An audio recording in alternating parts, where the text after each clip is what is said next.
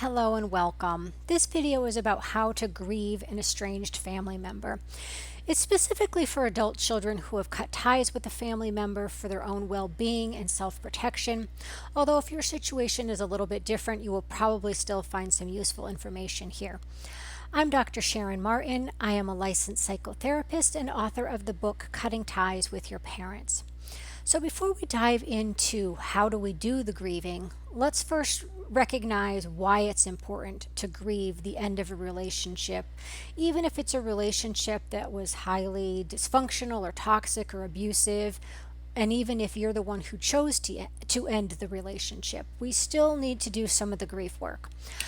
The purpose of grief is to help us make sense of a loss so that we can come to terms with it, process our emotions, and then ultimately we can move forward from it.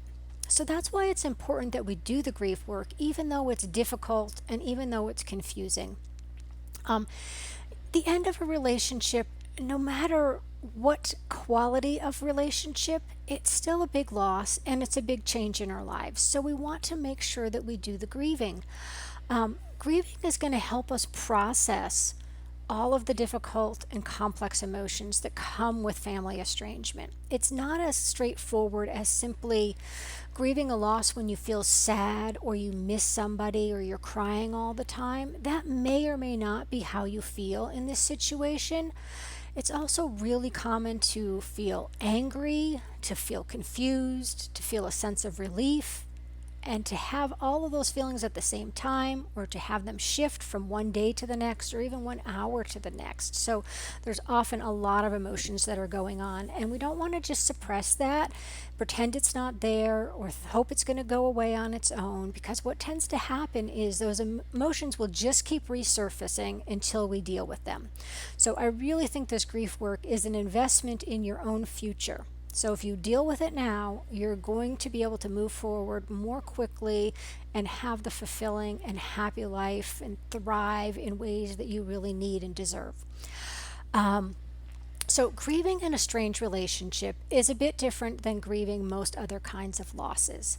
So obviously there are some things that are similar, but it's a unique kind of loss. It's a loss that sometimes we categorize as an ambiguous loss or a disenfranchised kind of loss, because it's not a loss that a lot of people understand unless they've experienced it themselves.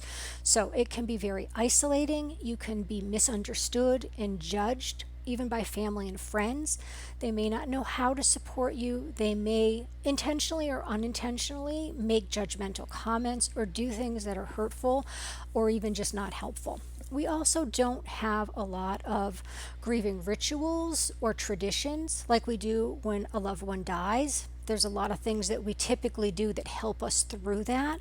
But when it comes to estrangement, there really aren't any of those traditions and rituals. So again, we're kind of lost at figuring it out on our own, how we're supposed to mark the end of this relationship.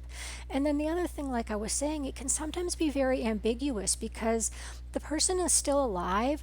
So there is sometimes uncertainty about whether the relationship is really over. Sometimes it's very clear something has happened. There's been a big argument or a falling out or a letter that's been written that says, hey, this is over. But the reality is that we know that people move in and out of various amounts of contact and estrangement often. So it's super common for people to go no contact for a month or even a year, and then for there to be contact. So it's hard to grieve a relationship if you're not certain that it's really over. Again, whether you are hoping that maybe there'll be a reunification at some time, or you're hoping there's not going to be one, you don't really know, and you don't always have control over whether you're going to ever have contact or hear about that person again. So again, one of the other things that can be challenging here is you say, well, what exactly are we grieving? Why is this a loss? And there's a lot of different elements to this that makes it complicated. So again, it's often not just the loss of the relationship that you actually had with the person. A big part of it is the loss of the dream, the hope for a better relationship, or for this person to be able to love you, respect you, accept you in the ways that you wanted and needed them to, that is a huge emotional loss. And it's a tough one to come to terms with, to say, I'm letting go of this, I'm giving up, it's never going to happen. So that's a big one that definitely weighs on our hearts, oftentimes. The other thing is there's a lot of sort of ripple or tangential kind of losses that come along with this. Sometimes that's a loss of other relationships. People will take sides with the person you're estranged from, or again, they may just not be very supportive, or they may be judgmental, and so you cut ties with them as well, or just don't have a lot of contact with them. So sometimes your support system is very diminished, and those are additional losses. There's also losses in terms of things like connection to a shared family history, or loss of a family home that has memories that were important to you, or family photos, or family medical history. So those are all different elements of the loss that you may be experiencing that aren't always obvious to us. And so part of the grief work that we're going to do is acknowledging that array of loss that we're experiencing. So the way that I break this down in my book, Cutting Ties with Your Parents, is there's three main tasks of grieving, at least in the beginning, that you're going to start with. And the first one is acknowledging the losses and validating them for yourself. So it's a pretty straightforward piece of work. So what you're going to do is you're literally going to say to yourself out loud, writing it down on paper or saying it to somebody else, this is what I have lost, and this is a real loss. This is a valid loss. And again, you want to do this for all of the different things that you've lost. And this is, again, it's going to be a process of acknowledging the different layers of loss. The things that are the most obvious will come up first. And I think as you go through the process and just are living your life, you're going to recognize that there's different losses that come up throughout the year. And as you're interacting with other people, and anyway, they will just become apparent, and you're going to do some self-reflection, really challenge yourself to figure out the different types of losses that you have been experiencing, so that you can fully recognize them. And then the second part is processing the feelings that you have about these losses.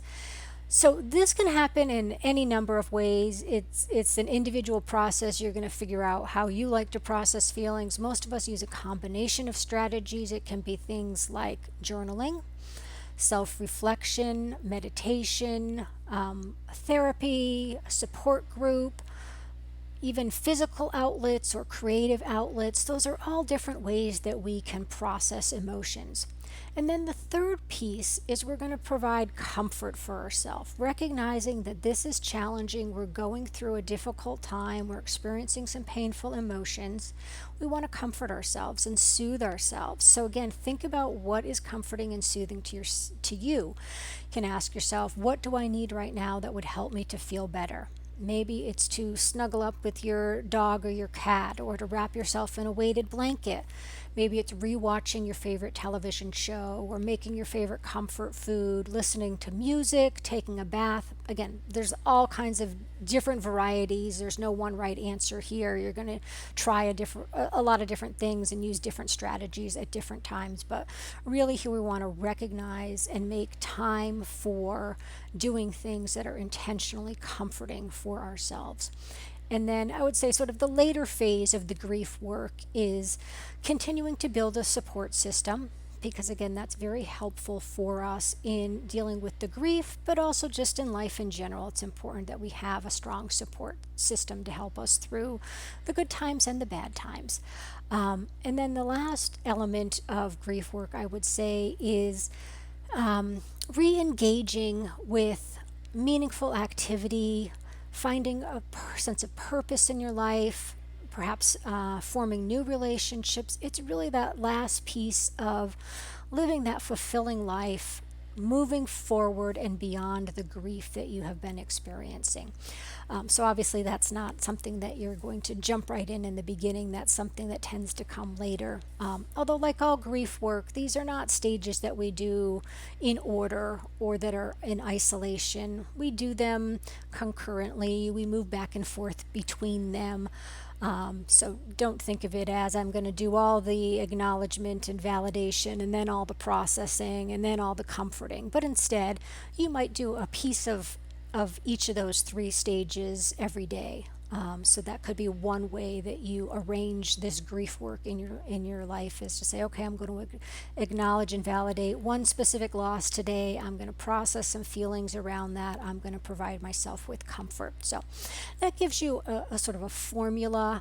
Again, it's most likely not going to be quite as clean as that. It's really going to be, I'm doing some processing and then it makes me think of another loss, and so maybe I go back to that. But in any ways, I think it's helpful to have a structure for it, a foundation that will give you a little bit of guidance in how to go about doing some of the grief work. So like I said, I hope that this gives you a place to begin with it. It is a challenging process, a difficult process, but one that I think is really worth putting the time and energy into, so that you can eventually move beyond the grieving and really live your life the way that you want to.